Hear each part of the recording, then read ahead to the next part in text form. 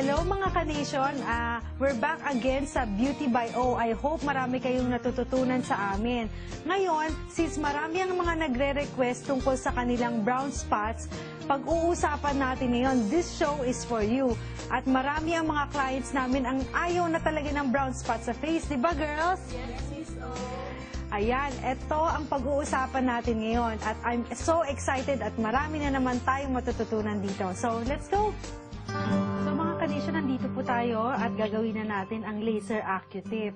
Ang laser Accutip ay nakakatulong sa mga brown spots. Saan ba natin nakukuha yon? From the sun, exposure, fluorescent light sa bahay, microwave TV, nakaka-cause din yan ng mga brown spots.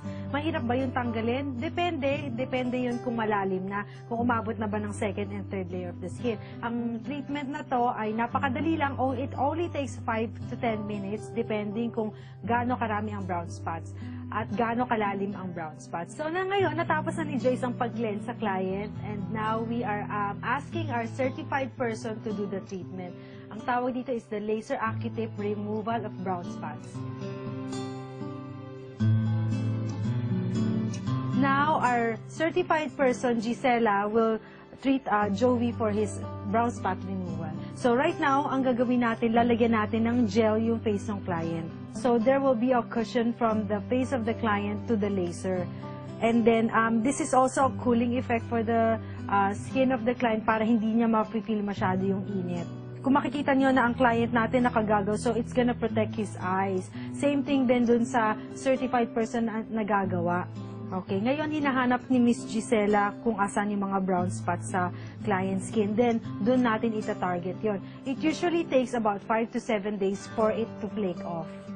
Ka-nation, if you want to have this treatment done, you will expect that whatever brown spots you have on the surface, they will go a little bit darker than what you have because yung mga nasa second and third layer, inaakit niya sa surface, then it will flake off after 5 to 7 days.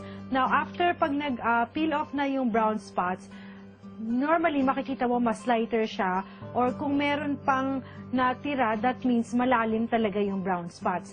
So every time you zap, you'll just feel a pinching sensation. So it's not really painful. Most of the clients tell me it's tolerable.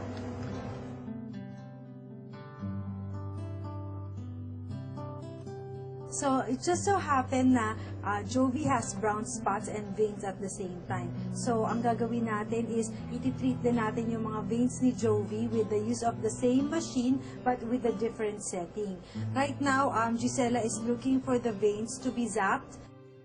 What causes the spider veins or the telangiectasia on the skin? Usually, the telangiectasia is caused by too much hot or too much cold na paghuhugas sa face. So, I would recommend na mga ka-nation, kung mag-wash kayo ng face, dapat nasa lukewarm lang. I won't recommend na sinasabi nila na mag-wash ka ng hot, then tatapusin mo with cold. We're not gonna do that anymore. So, it's a no-no. Maintain a lukewarm temperature lang sa pag-wash ng face.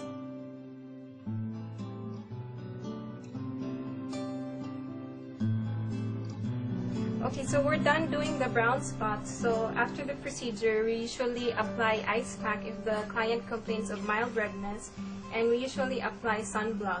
And we advise them when they go home to continue applying sunblock because we don't want the brown spots to reappear. And because it is expected after the laser that the brown spots will darken and like a scab, it will flake off in 5 to 7 days. So we just tell them to do gentle washing and not to scratch it or peel it off. Mga ka-nation, nakita niyo naman na hindi lang mga babae ang nagpupunta dito, kundi mga lalaki din. So because they want to feel and look good, and this is also part of their grooming. So I would say, Jovi, anong masasabi mo?